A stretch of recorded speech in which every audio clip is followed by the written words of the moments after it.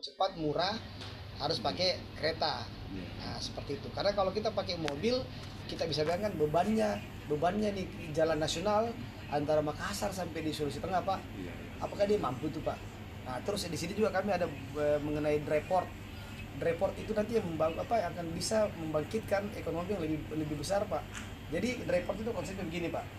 Kalau selama ini kan kita tahu port itu, pelabuhan itu kan di laut. Nah, ini kita pindahkan, Pak, ke darat. Nah, Sulawesi Selatan itu sudah punya, Pak, konsep. Ada di, kalau di sebelah selatan itu ada di Jeneponto, sebelah utaranya kita ada di Sidrap. Seperti itu, Pak. Sudah ada FS. Ada fasilitas, betul, kami yang kerja. Seperti itu. Jadi nanti kalau dari Sulawesi bagian atas itu, utara dia kumpulnya di Sidrap, kemudian nanti kereta yang bawa dia. Seperti itu. Jadi apakah dia ke Garompong kah, atau ke Parepare kah? Nah, kalau untuk sebelah selatan nanti dia masuknya dari arah Jeneponto, Pak. Jadi bisa terdistribusi. Nah, MNP juga sudah ada. Kami sudah buat juga Pak itu, Pak. Makassar World Class Port itu kami. Nah, itu ada. Kami juga ada. Nah, itu yang kalau kita bilang yang Sulawesi sebagai penyangga. Bahkan yang sementara kami mau susun juga adalah bagaimana konsep Maminasata. Kan sudah ada, Pak, konsep Maminasata itu. Sebenarnya itu sudah lama ya. Betul, itu sudah lama sebenarnya, tapi tinggal bagaimana barang itu menjadi ada. Betul. Apalagi sekarang jujur, Pak, sudah tidak ada yang batasannya antara Makassar ke Goa. Tidak ada yang Iya, betul. hanya gabungan aja, tapi tidak ada manunya. Makassar Goa Marus itu kan. Marus juga tidak ada. Betul. Nah, di sini juga kami berbicara mengenai kereta api, Pak. Kami sudah ada buku nih terkait beberapa kereta api, ada 2 ke 3 buku. Kemudian kami bikin juga TAB ini, ada konsep namanya konsep TAB ini. Ini TOD. Ini baru Jakarta, Pak. Dan Surabaya. Transit oriented development. Jadi kita mau pembangunan itu berbasis transit. Jadi orang tidak lagi kalau misalnya dekat radius 400 sampai 800 meter jalan kaki mau kok. Pak, betul. Kalau saya mau pindah, saya tidak putar-putar lagi, pindah bisa langsung berdekatan dari stasiun. Itu di konsep masih generalnya.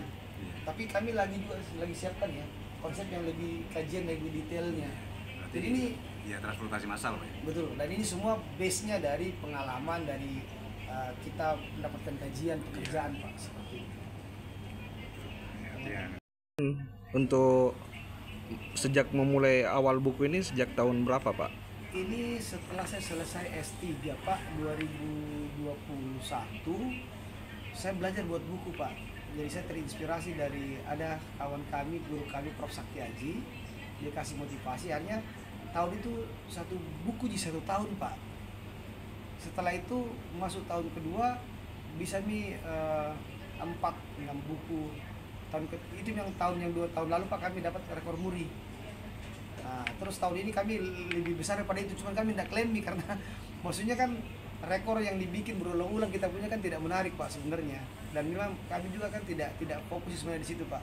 Fokusnya kami setiap ada ide itu bisa kita tuangkan dalam buku, kemudian buku itu bisa dibaca orang, dan kalau perlu buku itu bisa menjadi sumber inspirasi ketika orang mau berbuat yang lebih banyak lagi, kan, Pak. Nah, kalau ide-ide itu kalau kita cuma taruh di kepala, Pak, tidak akan membantu orang, ya kan, Pak? Jadi sejak 2020 sebenarnya sudah mulai. Itu pandemi gitu ya? Pandemik sudah mulai, Pak. Situ mulai getol. Tapi sebelumnya sudah ada buku.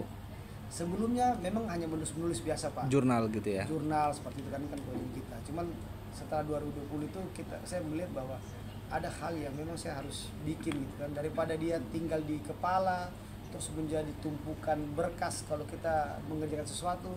Kenapa kita tidak menjadikan menjadi buku? Itu satu. Terus kedua juga saya berpikir begini, Pak. Satu cara bahwa kalau kita menempatkan diri kita di apapun itu, berarti kita harus bisa menempatkan diri kita yang berbeda daripada orang lain.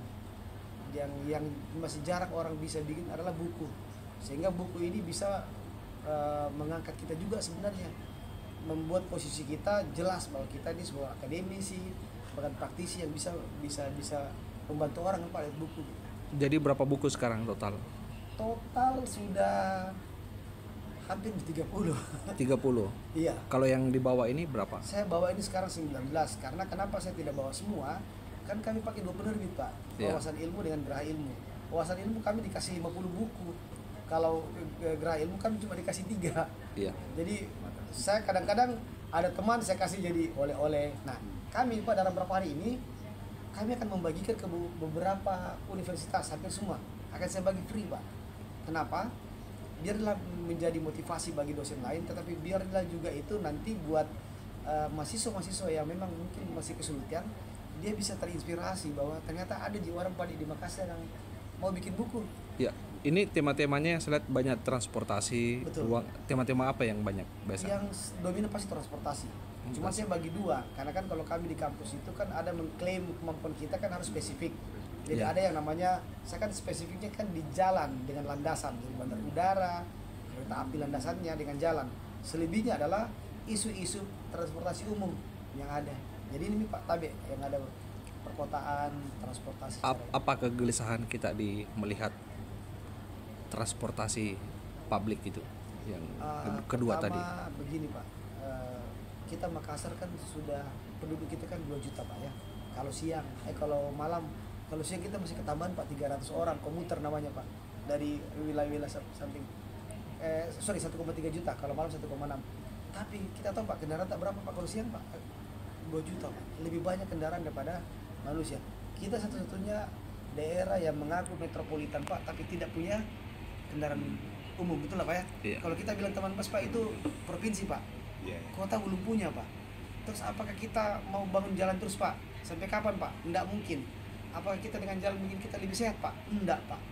Dengan adanya nanti transportasi yang inklusif, berkesinambungan, saya berharap bahwa kita itu betul-betul digerakkan orang ini bisa menggunakan kendaraan yang umum, sehingga polusi, kemudian kebebasan orang untuk melihat hal-hal yang lebih indah, lebih hijau itu lebih gampang Pak kita nikmati daripada yang sekarang Pak. Tapi apa tuh kita rasain sendiri sekarang bagaimana transportasi Pak, kendaraan pribadi macet juga Pak.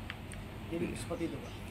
Pak, kalau latar belakang pendidikan kita Kalau saya S1, S2, S3 sipil Pak tadi. di mana? Saya S1 di Unhas, S2 di UKIP, S3 di di Unhas. Kemudian lagi menempuh sekarang 2 lagi S2 lagi. S2 apa Pak? Ini Pak, tata kota, karena saya menarik Pak. Karena saya juga kerja di, ada satu selesai di Unhas, saya juga praktisi Pak di bidang jalan, jembatan, bandar udara, di kereta api. Tapi saya juga sekarang sebagai bagian dari World Resources Institute. Jadi saya sebagai koordinator kota Makassar Ya. mengenai transportasi Pak. Jadi sekarang kita dosen di di Pasca Sarjana Unhas. Pasca Sarjana. Iya. Sebelum jadi dosen memang sudah jadi dosen sebelumnya. Saya sebelumnya di Unhas saya pernah mengajar di Papua. Karir saya itu banyak di seluruh Indonesia Pak sebenarnya. Jadi karena saya kan project ya Pak ya. Sebelum dosen saya masih main project. 2001 saya sudah di project. Hampir semua project di seluruh Indonesia saya pernah masuk seperti itu. 2019 kayak saya melihat ada hal yang kurang dalam saya punya diri. Ternyata saya punya passion untuk mengajar. Setelah mengajar, saya terjebak menjadi penulis Pak. Seperti itu. Oh iya. Pak, kalau asal kita dari Kalau saya kan lahir besar di sini Pak. Makassar. Di Makassar sih memang. Ya, terus SD itu di Palopo, kemudian sampai SMA merantau jadi anak kos-kosan di Makassar. Setelah di Makassar selesai kuliah, merantau di bagian timur Indonesia, akhirnya bisa kerja sampai di bagian barat Pak. Seperti itu. harapan kedepannya ini Pak terkait transportasi dan harapan untuk buku selanjutnya. Oke, untuk transportasi harapan saya bahwa pemerintah yang terpilih nanti, apakah yang dilantik nanti ini, harusnya punya konsep yang jelas terhadap transportasi kita di Kota Makassar. Ya, kita mau bicara Makassar. Kenapa? Harusnya dia harus turun ke bawah melihat bahwa apa kebutuhannya kita masyarakat. Kalau kita sebagai orang yang punya mobil Pak, kita masih enak jadi mobil Pak. Itu ada Aseta. Tapi coba kasihan Pak yang orang yang di PT-PT sekarang, ya kan orang yang lain-lain. Apakah kita pernah begitu atau pernah kita berjalan kaki Pak dari sini tapi Pak ya? Iya. Dari sini kita ke Dayak, coba kita jalan kaki Pak, enak kan tidak kita jalan kaki? Kalau dia pernah rasakan itu, dia akan melihat betapa pentingnya itu perencanaan transportasi. Ke depan Pak, apakah kita masih bisa bergerak Pak? Dari sini ke bandara setengah jam Pak? Belum tentu kan Pak? Seperti itu. Apakah kita mempertahankan? Jadi itu yang saya bilang, pemimpin ke depan harus betul-betul transportasi menjadi sektor utama, bukan cuma pendidikan Pak, kesehatan, tapi transportasi juga Pak. Seperti itu yang akan menjadi ini. Dan untuk buku ke depan, kami dalam bulan ini kami punya target sekitar 5 buku sebenarnya Pak. Yang buku itu pertama mengenai bandar udara, karena kami lagi mengejar bandar udara. Kami tertarik karena apa? bandara udara itu salah satu sektor transportasi yang cepat, dan kita mau itu ada yang baru di situ. Kemudian Pak, yang saya ceritakan tadi, kami lagi konsentrasi karena kami ini bagian dari pemenang hibah bersaing teknologi, dan itu yang kami kejar sekarang Pak. Kami mau membuat alat-alat Pak yang lebih murah, lebih mudah dan bisa dipakai Pak. Daripada kita mengandalkan luar negeri Pak, kita beli di harga miliaran, kenapa kita tidak bikin sendiri seperti itu? Alat apa itu Pak? Pertama yang kami sudah jadi itu ada alat untuk jalan Pak, namanya alat ketidakrataan. Itu kalau harganya itu 675, kami bikin Pak di bawah 100. Kedua, kami bikin untuk alat uji laban bandara yang kami hari Jumat kami ke Jakarta meninjau, itu harganya sekitar 35 miliar Pak. Nanti kami buat Pak di bawah 100 Pak. Jadi itu bisa membantu negara Pak, bisa membantu mahasiswa, semua Pak. Bayangkan Pak, harganya jauh sekali, ternyata bisa Pak dibikin. Seperti itu Pak rencananya depan. Dipatenkan. Harus Pak, harus Pak, seperti itu. Kalau yang sebelah Pak, temannya? Ini beliau ini editor. Oh, editor. Iya.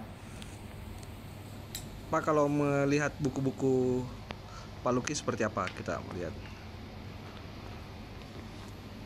setelah mengeditori? Selama menjadi editor, sebetulnya kalau dinilai dari isinya itu cukup berat, karena kita harus mentransfer bagaimana ilmu yang teknis dan detail yang kita pelajari selama ini menjadi konsumsi orang supaya lebih gampang dimengerti Pak. Apalagi kan hampir semuanya ini berkaitan satu sama lain. Jadi kita berusaha menerangkan urgensi yang kita pahami di lapangan itu realitanya seperti apa, yang selama ini mungkin tertutupi sama hingar-bingarnya orang di luar itu Pak. Namanya Pak? Saya Bayu Pak. Oh, Pramudia. Ya. Masih banyak Pak.